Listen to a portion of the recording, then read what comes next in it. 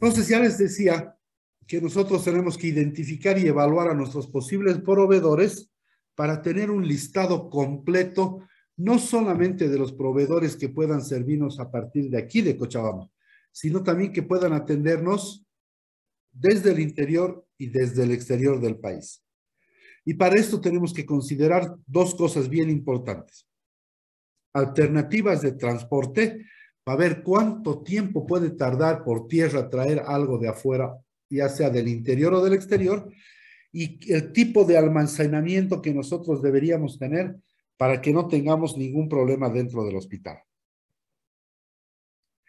Entonces, a partir de todo esto, el abastecimiento comprende tres procesos: la adquisición, el almacenamiento precisamente, el almacenamiento como corresponde hacerlo y el suministro a partir de lo que tengamos en el almacén. Entonces, la adquisición. La adquisición es hacer las compras al más bajo precio posible, en concordancia con los estándares de calidad establecidos, así como con el tiempo y con los cronogramas de entrega. Entonces, nosotros al contar con una base de proveedores, vamos a tener 3, 4, 5 proveedores que nos puedan vender el mismo producto. Entonces, lo que tenemos que hacer nosotros no es comprar a las locas al primero que venga a ofrecernos. Lo que nosotros tenemos que hacer es comparar los precios de varios proveedores. Esto se llama hacer una cotización. El proveedor A nos dirá 10, el proveedor B nos dirá 12, el proveedor C nos dirá 12.50, ¿no ven? Pero nosotros tenemos que gastar la menor cantidad de dinero, pero tenemos que obtener la mejor calidad posible. Y no siempre el precio más básico o más bajo es la mejor calidad. Eso también que quede claro. Pero eso tiene que ser demostrable. No es lo mismo comprar un paracetamol hindú o un paracetamol pakistaní que comprar un paracetamol colombiano o un paracetamol hecho en nuestro país. No es lo mismo. Es el mismo medicamento, es el mismo principio activo, etcétera, etcétera. Pero la calidad puede ser diferente. ¿No es cierto? Y eso se ha comprobado claramente en los últimos tiempos, que cuanto más medicamento hindú o pakistaní nosotros recetemos, más tiempo de tratamiento necesitamos para nuestros pacientes. Sin embargo, y sin saber que en nuestro país contamos con medicamentos de altísima calidad. Pero como es boliviano, nosotros no los recetamos. Entonces, no es comprar al primero que te venga a ofrecer. Es comprar al menor precio posible y la mejor calidad posible. Pero también tenemos que ver cómo va a ser el tiempo de entrega, dónde va a ser la entrega. Porque no es lo mismo que te entreguen en un mes que en 3 meses. Y no es lo mismo que te entreguen en sus almacenes que te entreguen en nuestros almacenes, ¿no es cierto? Porque si te entregan en sus almacenes, tú tienes que aumentar un precio más por el transporte y la descarga en nuestros almacenes. Ese es el problema. Y fíjense que tenemos que tener en cuenta todos los detalles. Por eso que cuando nos sentemos a comprar algo, preguntemos todo lo que puede ser posible. Fabricación, tiempo de entrega, dónde se va a realizar la entrega, cómo tenemos que pagar. Podemos pagar en 2, 3 pagos, tenemos que pagar en efectivo y al momento de la recepción de la mercadería. Tenemos que pagar antes para que nos entreguen. En fin, todas esas cosas tienen que estar muy claras en el momento de consolidar la compra de algún bien o algún insumo para el hospital. 2, como les decía, tenemos que proyectar las condiciones del mercado.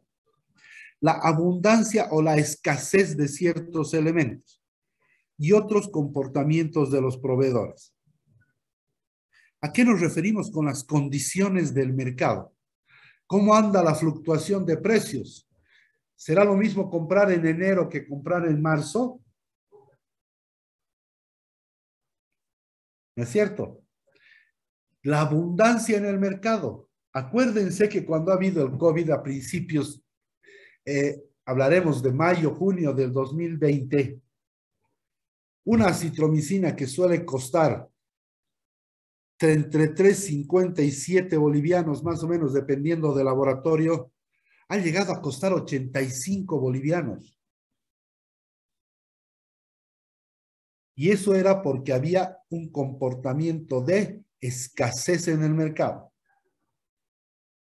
Y ahí entra una vez más lo que les digo, la oferta y la demanda. Si hay mayor demanda que oferta, el precio siempre va a subir. Porque somos muchos los hospitales que vamos a demandar la compra de un medicamento y como eso les conviene a los laboratorios, no los van a hacer subir. Ahora, si hay mayor oferta que demanda, el medicamento o el insumo va a tender a bajar. Y eso es de acuerdo a si hay abundancia o escasez en el mercado. 3. Debemos establecer normas para el rechazo de elementos que no llenen las condiciones pedidas o la calidad exigida. El momento en que nosotros nos sentemos a negociar con un proveedor, le vamos a decir, estos son los requisitos que tiene que tener lo que usted nos va a vender. Si no cumple con esos requisitos, pues nosotros estaremos en la libertad de exigir o un cambio o un reembolso de nuestro dinero porque los vendedores no han cumplido con la calidad exigida o con las condiciones pedidas en cualquier mercadería que nosotros queramos comprar. Simple. Ahora bien, todo hospital tiene una unidad de compras. Todos los hospitales. Por lo tanto, debe haber un responsable de esa unidad que sea el encargado de que el flujo comprador-vendedor sea el mejor. Pero aún así nosotros como gerentes tenemos que supervisar las órdenes de compras para determinar si estas son correctas o no son correctas. Es decir, deben llevar nuestro visto bueno, cualquier orden de compra. ¿Por qué? Y no es que hablemos mal de la gente ni dudemos de la integridad de las personas, pero ahí comienzan los actos de corrupción, lamentablemente. ¿Y por qué les digo esto? Porque ahí es donde viene la empresa proveedora de algodón y te dice, si tú me compras a mí, yo te voy a dar el 5% de lo que me compres. Entonces, nuestro gerente de compras, nuestro jefe de compras, le van a brillar pues los ojos, ¿no? Y a toda costa va a querer que nosotros compremos de ese proveedor. O va a ocurrir lo contrario. Si nuestro gerente empieza a verle el lado malo de las cosas, él les va a poder exigir a los proveedores una cierta cantidad de dinero porque nosotros les compremos a ellos. Entonces, no es que tengamos que, bueno, sí tenemos que desconfiar, pero para eso nosotros supervisemos las órdenes de compra si están dentro de los parámetros que tiene el hospital para realizar estas compras. Y esto de la corrupción les digo porque estamos acostumbrados a eso lamentablemente en nuestro país. Tener ofertas, un amplio número de proveedores nos va a ayudar a establecer el sistema de selección de los proveedores. En términos de negociación, en términos de manejar y controlar la ejecución del presupuesto de compras. Lo repito, no podemos comprarle al primer proveedor que venga a ofrecernos un producto. Tenemos que saber elegir a nuestros proveedores para poder negociar con ellos y dentro de esa negociación manejar y controlar el presupuesto de compras que tengamos como hospital. El segundo punto, la segunda parte de este ciclo de abastecimiento se llama el mantenimiento. Y el mantenimiento es algo muy importante. El almacenamiento, perdón, no el mantenimiento, el almacenamiento es algo muy importante porque nuestro dinero está invertido en el inventario que tenemos en ese almacén. El almacenamiento es un proceso logístico y por ello es fundamental que cumpla con condiciones apropiadas para almacenar los insumos y materiales hospitalarios que garanticen su adecuado manejo y sobre todo su adecuada conservación. El almacén consiste en una ubicación de las mercancías en las zonas idóneas con el objetivo de acceder a las mismas y que estén fácilmente localizables. Es decir, que no podemos meter a un almacén todo junto y amontonado. No. En el almacén tienen que estar ordenados de diferentes formas. Ahora, el encargado de almacenes es un profesional técnico medio o en algunas circunstancias técnico superior que ha estudiado para manejar un almacén. Estos señores saben codificar, saben establecer cuáles mercancías tienen mayor salida, cuáles menor salida. Las que tienen menor salida están más atrás que las que tienen mayor salida, que están cercanas a su oficina o al lugar donde se despacha, todas esas cosas. Entonces, tenemos que saber sobre almacenamiento. El almacenamiento consiste en tareas de aprovisionamiento de lo que hemos recibido y tenemos que mantenerlos en un correcto estado. Como les decía, es decir, no solo se trata de que estén metidas en un almacén, sino también de que el almacenaje sea eficiente.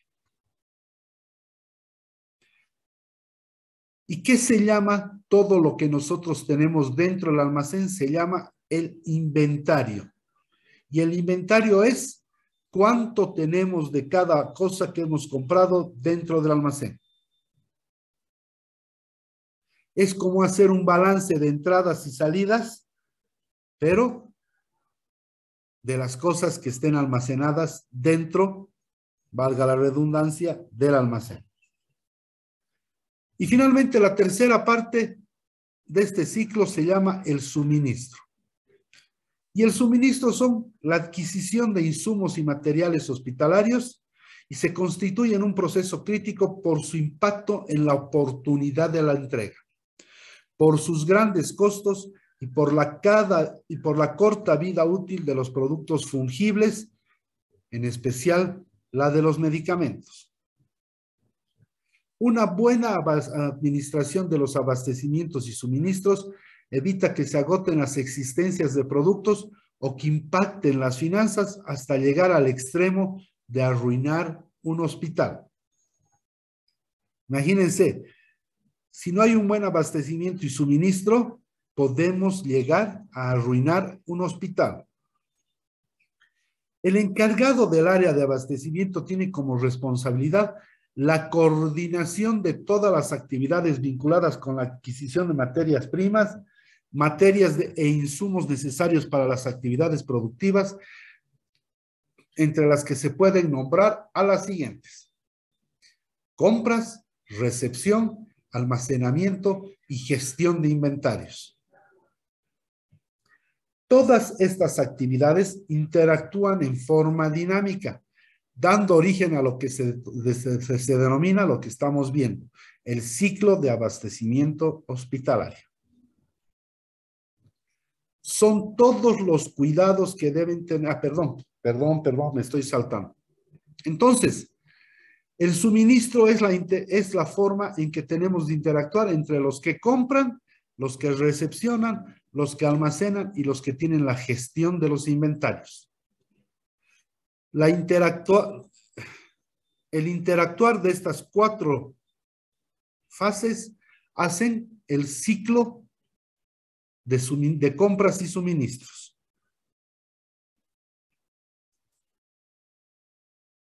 Entonces, ¿hasta aquí está entendido o hay alguna consulta?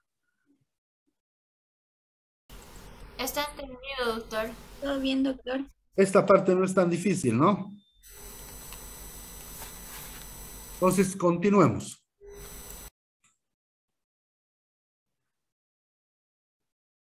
Pero, ¿qué es lo que pasa y cuál es la forma de controlar que tenemos de este ciclo de abastecimiento hospitalario? Y la forma de controlar el ciclo de abastecimiento hospitalario se llama prevención de pérdidas. Son los cuidados que deben tenerse en cuenta en la gestión de suministros de hospitales, garantizando más seguridad, más eficiencia y reducción de posibles pérdidas. Para evitar posibles pérdidas dentro de un almacén y por lo tanto dentro de los suministros, tenemos que tener el control de la validez.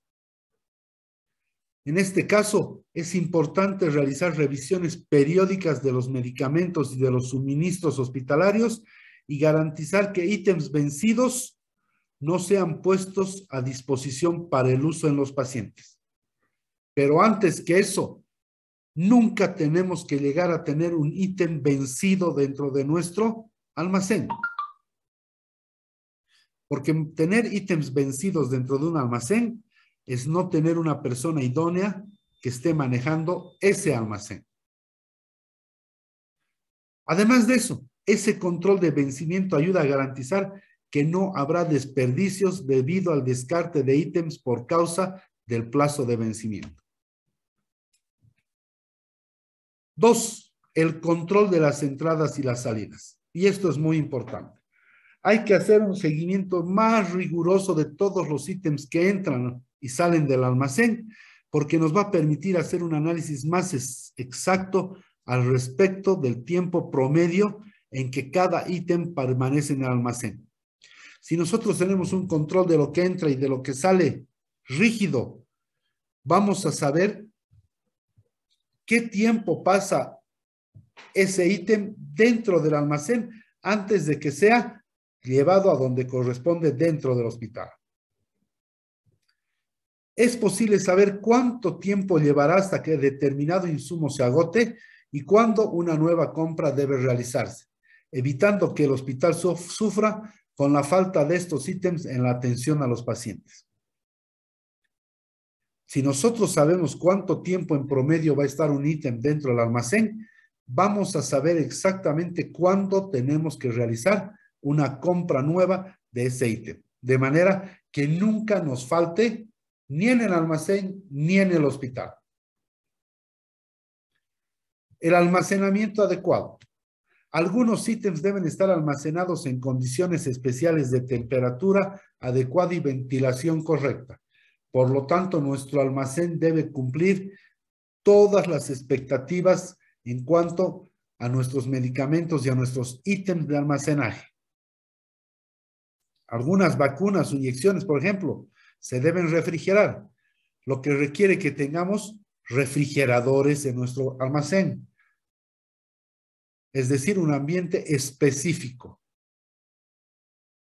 Por lo tanto, siempre se debe prestar atención a las condiciones de almacenamiento de cada ítem y cumplir con estas determinaciones para que nosotros no tengamos pérdidas por un mal control dentro del hospital. Otra forma de evitar pérdidas es identificar correctamente a los ítems. La mejor forma de controlar y de optimizar la identificación de los medicamentos es por medio de la identificación visual, que puede realizarse tanto por nombre cuanto por códigos. Eso evita perder un tiempo excesivo buscando cada ítem dentro del almacén, principalmente cuando la necesidad de ese material es un caso de urgencia o de emergencia dentro del hospital. Ese sistema de identificación visual también puede utilizarse para señalizar las cantidades de ítems utilizando colores para indicar la necesidad de reposición. Es decir, amarillo para la atención de que falte poco para que se acabe ese ítem y rojo para casos críticos que necesitan cambiarse con rapidez o comprarse con rapidez y tornando el proceso de control mucho más eficiente. El entrenamiento de nuestros funcionarios. Permítame un... Aló. ¿Cómo está? La voy a llamar en 5 minutitos, estoy dando clases, ¿ya? Por favor. Gracias, hasta luego. Van a disculpar. El entrenamiento de los empleados. Debido a las particularidades que tiene la gestión de suministros en hospitales, los funcionarios responsables por el stock deben ser debidamente entrenados y orientados al respecto de los procedimientos correctos de recibo, revisión, inventario, unitarización y liberación de los medicamentos. Es decir, que si nosotros no conseguimos una persona que sea profesional en el manejo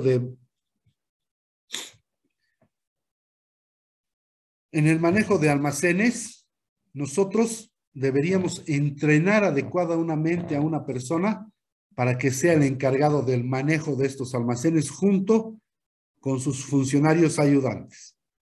Esto va a ayudar a disminuir la incidencia de errores en que pueden ocasionar prejuicios, pérdidas, desperdicios o incluso la administración incorrecta de algún medicamento o de algún insumo en nuestros pacientes.